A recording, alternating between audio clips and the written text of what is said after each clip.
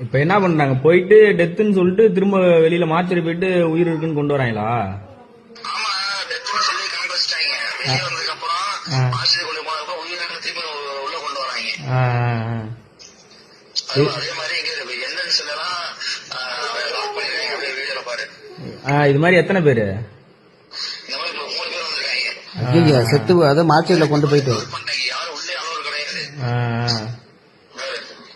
ஆமா ஏதோ ஒன்று பண்றாங்க. இது நடக்கிறதுக்கு முன்னாடி எங்க இருந்தார் செந்தில் பாலாஜி? அமராவதி ஹாஸ்பிட்டல் இருந்தாரா?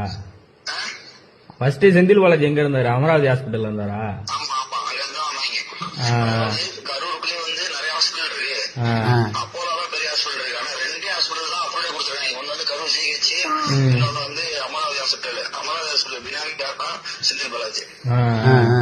ஆனா இது சம்பவம் நடக்கிறதுக்கு முன்னாடி அமராவதி ஹாஸ்பிட்டல்ல தான் இருந்தார் செந்தில் பாலாஜி. ஆமா ஆமா, இருந்திருக்காரு. அந்த ஃபர்ஸ்ட் கேஸே இப்ப வருது. ஆனா அந்த கூட்டம் நடந்த அந்த பிரச்சனை நடந்ததுக்கு அந்த கூட்டம் போட்டாங்கன்னா நடந்ததுக்கும்